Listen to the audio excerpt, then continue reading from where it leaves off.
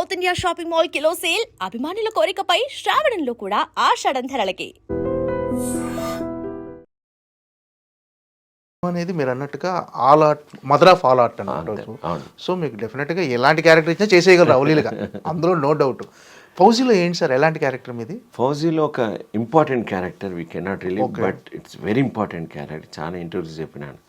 మాకు 30 నుంచి 40 కేజీల గొలుసులు లిటరల్గా వేసి అను రాఘపూడి గారు ఈజ్ అమేజింగ్ డైరెక్టర్ అండి. So I'm very happy to work with him అండి. డీటెయిల్డ్గా నేను స్టేజీ మీద పెర్ఫార్మెన్స్ మైమ్ షో చేస్తే డైరెక్ట్ ఆడియన్స్తో ఉన్నటువంటి ఒక లింక్ ఉంటుంది. ఆ ఆనందం ముందు ఏ ఫీల్డ్ పనికిరాదు. ఆ చప్పట్లకు అలవాటు పడిన వ్యక్తికి అదే ఫీలింగ్ నాకు ఈ ఫౌజీ మూవీ ఇస్తుంది. ఈ అను రాఘపూడి గారి దర్శకత్వంలో చేస్తున్నటువంటి ఆ మూవీ సెట్లోకి నేను వెళ్ళినప్పుడు ఆ ఫీలింగ్ కలుగుతుంది. వెన్ ఐఎమ్ వర్కింగ్, నాకు షార్ట్ అని చెప్పినప్పుడు చాలా తక్కువ పాటే చేసే ఇప్పటిదాకా, కానీ అది అంత తృప్తి నిజాయితీకి ఇచ్చింది.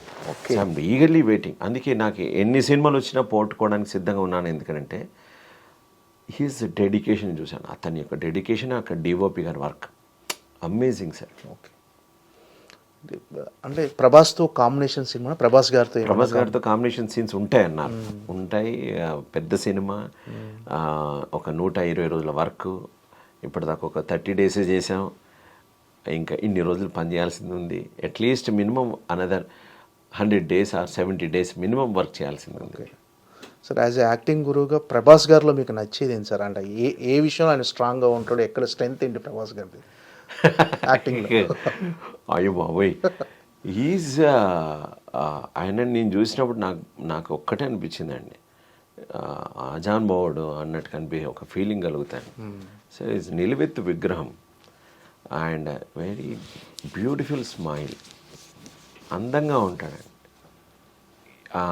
చూసినప్పుడు ఇలా చూసి ఉండిపోతాడు. ఒకరిని చూస్తూ అలా సైలెంట్ అయిపోయి గుణం ఉందంటే ఎంత అందంగా ఉంటే ఆ భావన కలుగుతుంది. ఎంతకంటే ఇంకేం చెప్పగలుగుతాం ఆయన గురించి. Super express. సో మామూలుగా ఏ హీరోయిన్ చేసినా కానీ చూసినప్పుడు హంబక్ ఉంటుంది, లేదా అసిస్టెంట్లు వస్తారు. బట్ హీ నెవర్ డిడ్ అండి. వస్తాడు, సైలెంట్ కూర్చుంటారు, వెళ్తుంటారు. Okay, I use to observe all artist. నా గుండెమే అబ్జర్వ్ అందరి బాడీ లాంగ్వేజ్ ఏంటని బాగా ఆలోచిస్తుంటాను. బట్ ఐ నెవర్ సీ ఒక అహంకారం ఉన్న ఫీలింగ్ కానీ అస్సలు లేదండి. అది చూడగానే సత్వగుణం కలుగుతాయండి. ఎంత స్మూత్ అనే ఫీలింగ్ కలుగుతుంది. ఓకే, నాకు వారితో పరిచయం ఇంకా కాలేదు, బట్ డెఫినెట్లీ ఖచ్చితంగా భవిష్యత్తులో పరిచయం అవుతారు. కానీ నాకు కలిగినటువంటి అద్భుతమైనటువంటి ఫీలింగ్ అదండి. అంటే ఫౌజీ గురించి ఇప్పటివరకు మీరు చెప్పారు, అంటే అను రాఘపూడి గారు ఎంత అద్భుతంగా తెరకెక్కిస్తారు ఆ సినిమా గురించి చెప్పారు. అది ఎలాంటి సెన్సేషన్స్ క్రియేట్ చేయబోదని ఎక్స్పెక్ట్ చేస్తున్నారు? నేను ఇప్పటిదాకా సినిమాలు ఏ విధంగా చూసాను, చరిత్ర తిరగ రాస్తుందండి. ఓకే, ఇలాంటి డైలాగ్స్ మామూలుగా ప్రతి ఒక్కరూ సినిమాలు చెప్తారు. నా ఇన్నర్ కాన్షియస్ చెప్తాను. ఇది నేను ఒక ఆర్టిస్ట్గా చెప్తున్నాను. మా శ్రమ మామూలు శ్రమ కాదు. ఆయన విజువలైజేషన్కి పీక్కి వెళ్తుంది, మామూలు పీక్ కాదు. సో మనం చరిత్రలో పుస్తకాల్లో కొన్ని సంఘటనలు రాసుకొని చదివినప్పుడు కొన్ని కళ్ళకు కనబడతాయి కండి. అలాంటి కళ్ళకు కనబడేటువంటి సంఘటనలు ఈ సినిమాలో చూసినప్పుడు ఒక ట్రాన్స్లోకి వెళ్తాం. అలాంటి ఫీలింగ్ అయితే ఈ సినిమా ద్వారా కలుగుతుందండి. అండ్ చాలామంది ఉత్సాహంతో ఉన్నారు ఆ సినిమా చేయడానికి. ఎన్ని డేట్స్ అయినా పర్వాలేదు, ఖాళీగా ఉన్నా పర్వాలేదు, కానీ ఈ సినిమా చేయాలి అని ఆ థాట్ తోటి ఉన్నారండి. So that is enough. ఒక డైరెక్టర్ ఇంకా సినిమానే పూర్తి కాలేదు, అండ్ ఏం కాకుండా ఆయనతో చెయ్యాలి అనేటువంటి భావన క్రియేట్ కావడం ఇట్స్ నాట్ జోక్ అండి. దట్ నా పర్సనల్ ఒపీనియన్ చెప్తున్నాను. ఒక చిన్న సెట్లో ఒక పిక్చర్ చూశానండి, ఒక చిన్న ఇన్సిడెంట్ చూశాను. అవి చూస్తే నిజంగా ఒళ్ళు ఇట్లా గుగురుపాటు వచ్చేసి, ఇది యాక్టర్ మేమే యాక్ట్ చేసామని తెలుసు, మేమే చేసామని తెలుసు, ఇంత దారుణంగా ఒకప్పుడు ఇట్లా ఉండేదా మనకి, మా బాబోయ్ అని ఒక సైలెంట్గా వస్తాం. ఓకే. సో చాలా అద్భుతమైన సీన్స్ ఉంటాయండి. ఓకే. పెద్దిలో సార్, పెద్దిలో ఎలాంటి క్యారెక్టర్ రామ్ చరణ్ గారితో? పెద్ద ఒక రామ్ చరణ్ గారు ఉన్నటువంటి ఒక విలేజ్లో ఉంటాడు. నేను ఒక ఆర్టిస్ట్. ఓకే. అంత డైలాగ్ వర్షన్స్ ఉన్నాయి ఏమీ లేవు, బట్ ఆ గ్రూప్లో నేను ఒకడిని. Okay. So they took it me as a sir we need a one group please రండి అని చెప్పి చేయిస్తున్నటువంటి క్యారెక్టర్. సో కొన్ని ఇలా ఒప్పుకోవాల్సి వస్తుంది, కొన్ని అలా ఒప్పుకోవాల్సి వస్తుంది. కానీ ఐ వాచ్డ్ ద పెద్ద movie, DOP Rathnavel garu sir, hats off sir, amazing. Rathnavel garu ఒక యాంగిల్ పెట్టినారంటే రామ్ చరణ్ గారు ఇంకో లెవెల్లో కనబడుతున్నారండి.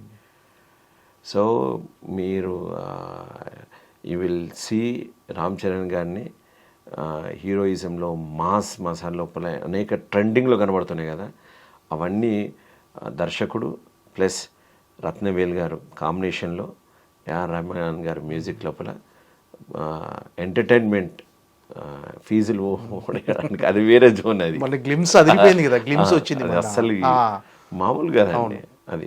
సో నా పాత్ర చాలా చిన్నది, నాకు అసలు ఊరికే వన్ ఆఫ్ ద విలేజర్గా ఉంటాను అంతే. కానీ నేను ప్రక్రియ చూస్తున్నాను కదా, అద్భుతంగా ఉంటుంది. రామ్ చరణ్ గారితో కాంబినేషన్ చేశారా, కలిసారా? చేశాను. సెట్లో కలిసారా చరణ్ గారిని?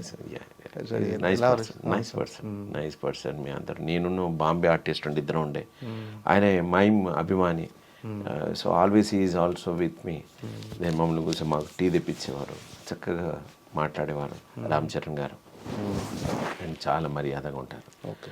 ఈజ్ నైస్ పర్సన్ అండి. ఏం సార్ అసలు మీ నేపథ్యం ఏంటి సార్ అసలు? నేను నాది ప్రాపర్ వరంగల్. వరంగల్ నుంచి హైదరాబాద్కి షిఫ్ట్ అయ్యి 2002లో వచ్చా. దీక్షిత్ గారు అని ఉండే వారు ఒక కొడుకుగా నన్ను మానసపుత్రిగా తన ఇంట్లో పెట్టుకున్నాడు. సో నా ఉద్దేశం ఏంటంటే నా ప్రయాణం అంతా మైమ్ పరంగా వరల్డ్ మొత్తం తిరిగాను దాదాపు, అనేక ప్రపంచంలో తిరిగేసి వచ్చా. సో ఇండియాలో కాశ్మీర్ నుంచి కన్యాకుమారి, గుజరాత్ నుంచి మణిపూర్ వరకు నా స్టూడెంట్స్ ఉన్నారు. వర్క్షాప్స్ ఆల్ ఓవర్ ఇండియాగా చేశాను. నాకు సినిమా మీద రావాలని లేకుండే, కానీ ఆకాశవాణి సినిమా ద్వారా నేను ఇందులోకి ఎంటర్ అయ్యాను సినీ జగత్కి.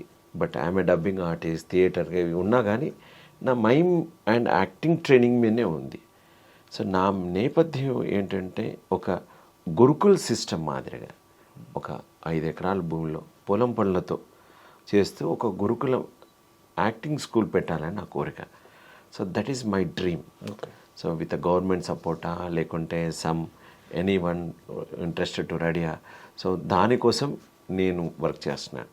So that is my entire dream. ఎవరైనా నేర్చుకోవాలన్నప్పుడు అతని దగ్గర డబ్బు లేకపోవచ్చు కానీ ఉత్సాహం ఉంది, అతని డబ్బు ఉండొచ్చు, సరైన గైడెన్స్ లేదు. సో ఏదైనా కావచ్చు, సరైన ఇంట్రెస్ట్ ఉన్న వాళ్ళకి ఒక నేర్పించేటువంటి ఒక దిక్సూచి కావాలనుకుంటున్నాను. బికాజ్ నేను కలరిపైట్ నేర్చుకున్నాను, నేను కేరళకి వెళ్ళాల్సి వచ్చింది. తాయిచి నేర్చుకున్నాను, రవి అభిమాన్ మాస్టర్ దగ్గరికి వెళ్ళాల్సి వచ్చింది. నేను యోగా డిప్లొమా చేశాను. సో బాడీ అలైన్మెంట్ టెక్నిక్స్ జపాన్లో నేర్చుకున్నాను, ఇల్యూషన్స్ యూఎస్లో నేర్చుకున్నాను. So we learn so many experience. నేను పంచాలనుకుంటున్నాను, అది సరైన వాళ్ళ దగ్గర పంచాలనుకుంటున్నాను. సో సరైన వాళ్ళ దగ్గర పడితే వాళ్ళ లైఫ్ లోపల వాళ్ళు అనుకునే దానికి ఈ యాజ్ అన్ ఆర్టిస్ట్గా తయారు కావడానికి కావాల్సినటువంటి ఒక మార్గం ఏర్పడుతుంది నా బాధ. ఓకే.